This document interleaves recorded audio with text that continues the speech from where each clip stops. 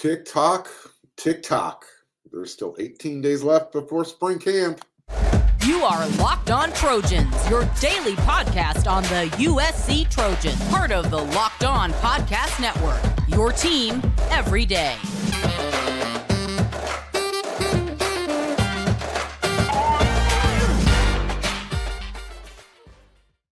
Fight on, everyone. I'm your host, Marc, and thank you for making Locked On USC your first listen every day.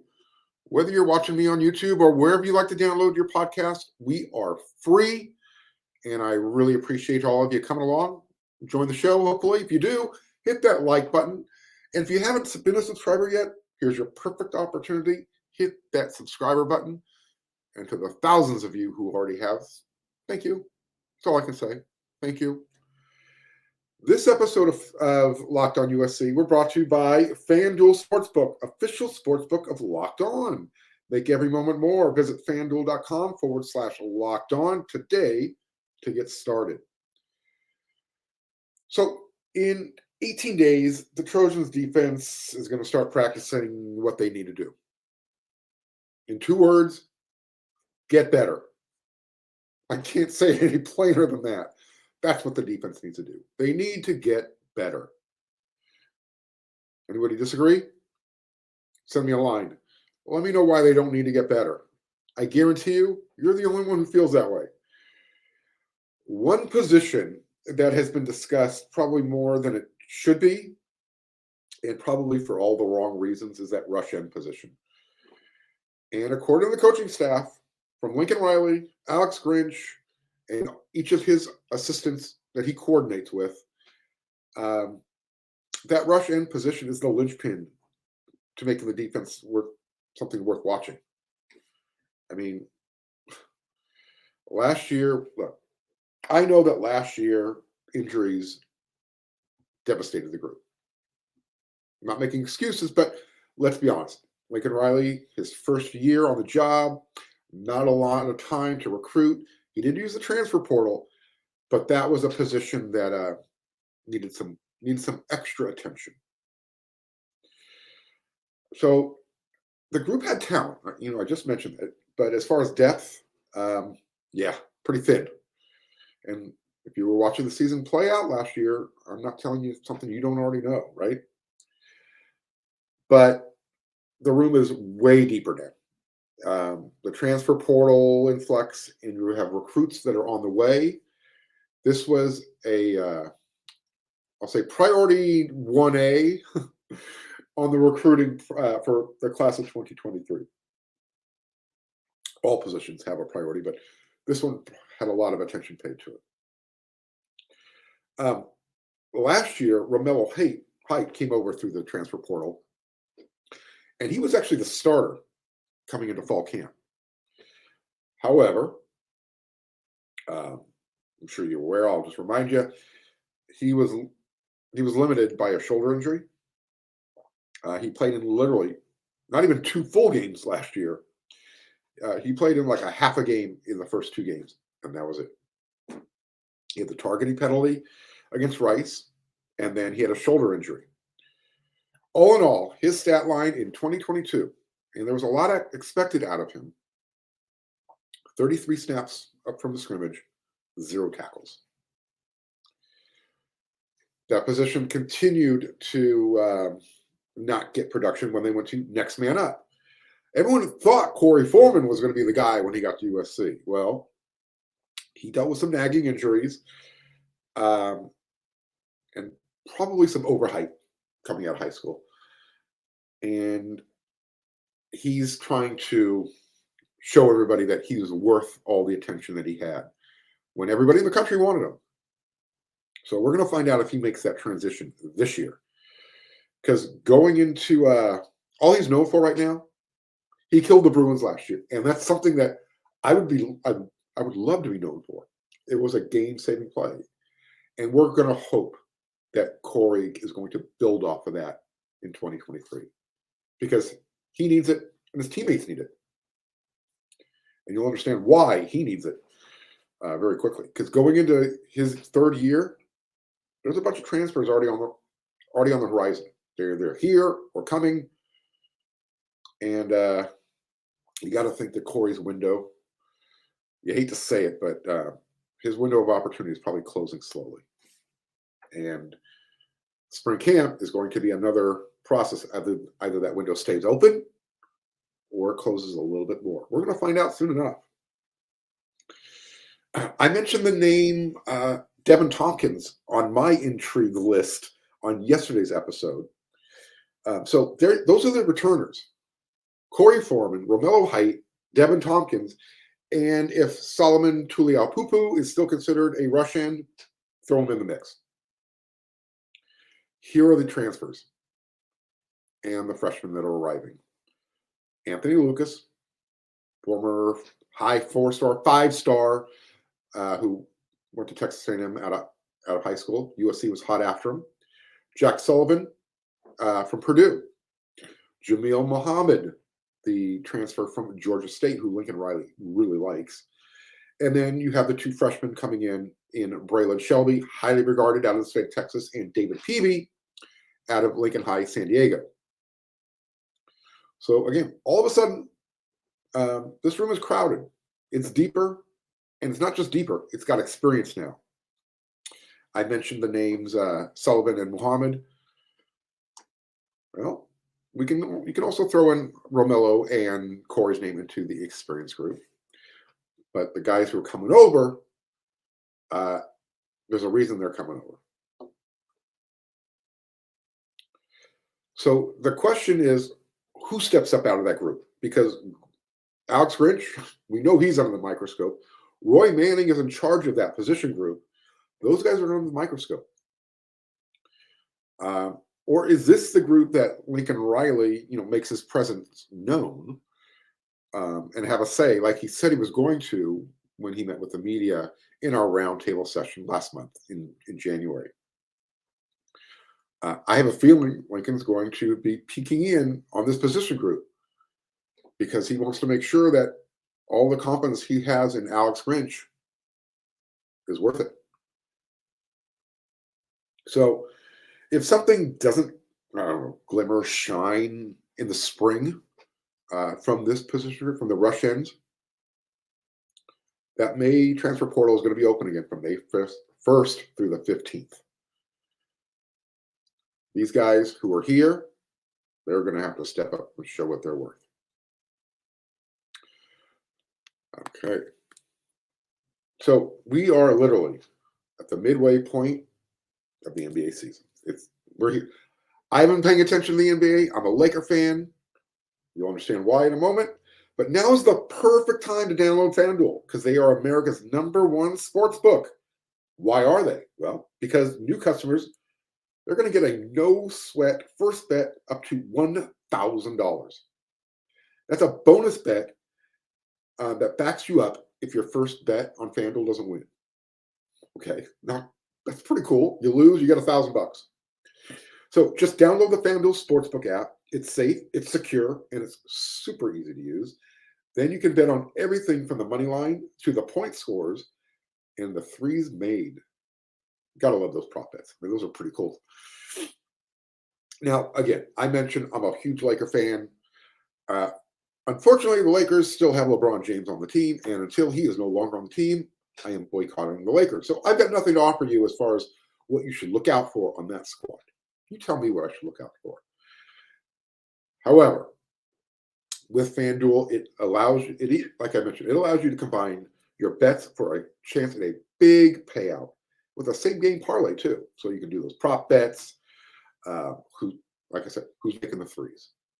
So don't miss the chance to get your no sweat first bet up to $1,000 in bonus bets when you go to FanDuel.com/locked-on. That's FanDuel.com/locked-on to earn more. Make every moment more with FanDuel, an official sports betting partner of the NBA. Okay, so talk about the NBA, betting, basketball. Let's stick with college basketball. And I want to thank you for making Locked On USC your first listen every day. It's really important to me. So thank you. Make sure you go check out Locked On College Basketball. It's everything you need to know about college basketball, and it's all in one place. Plus, you're going to hear from Big name experts, insiders, players, coaches. Locked On College Basketball, available on YouTube and wherever you get your podcasts. All right, we're going to keep up with the spring camp countdown of intriguing players. We're up to number 18, if you haven't figured that out yet. So number 18 on the top 20 intrigue list. I'm not going to go over my list again. I've done it twice now. You can go check out the last 2 episodes if you want to know. It's up there, real easy. However, let's just move forward. I'm comparing my list to the We Are a C staff list that we put together, that I was a part of, that I am a part of. Romello Height came in at number 18 on the top 20 intrigue list. So I was surprised. I'll be honest with you. I just mentioned the Rush End group in our first segment. Personally, I was surprised that he was so low on the intrigue list, considering, the defensive crisis that USC is having, and particularly at that position, the lack of production. I would think that Romello would be much higher on that list of intrigue, not one of the first 2 or 3 guys off the board, so to speak. I spoke to my peer over at Locked On Auburn. You should check that show out. It's pretty cool. The host, Zach Blackerby. When Romello Height came over to USC, I said, hey, man, tell me about Romello. What's he all about? And I did the same thing with Chris Thompson Jr. The first thing out of Zach's mouth was, man, I'm bummed. I really liked Romello before he bailed. But, he went a little bit deeper. And he said, one of the issues with Romello, it's kind of carried over to USC, is he was injured at Auburn as well. So this isn't a nickname that either myself or Zach came up with, but it's floating around out there with regards to Romello, and he's carrying the tag of Butterbones.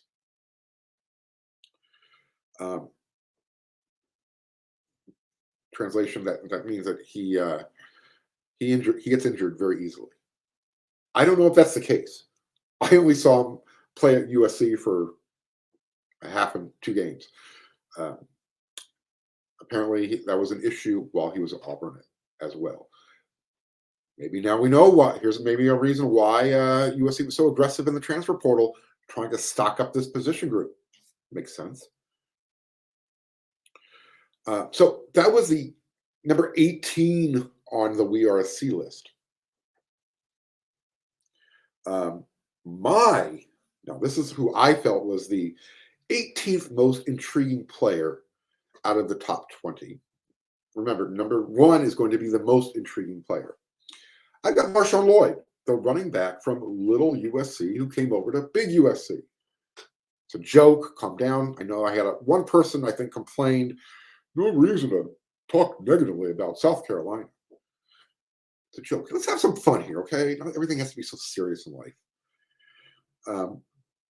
So if you are a South Carolina hockey fan, calm down. No big deal. The real USC, the Trojans, they were after Marshawn Lloyd out of high school.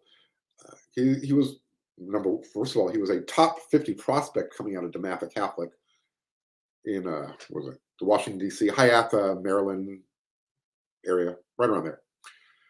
Caleb Williams, neck of the woods. So the reason why Marshawn Lloyd is on my list, but while he's not the most intriguing guy, what makes him intriguing is his running style.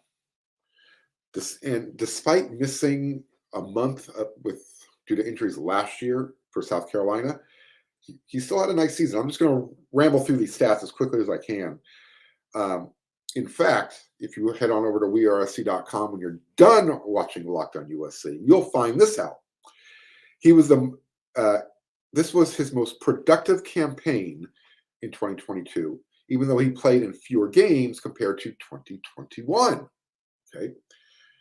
The redshirt sophomore running back rushed for 572 yards and 9 touchdowns in 9 games. I like that kind of production, 1 per game. Well, I'll take that. And he also had 2 games in which he ran for more than 100 yards, including a career-high 169 yards and 3 touchdowns against Charlotte. That was in September. He averaged 5.2 yards per carry. That'll get it done. Remember, what does God want? 4 yards.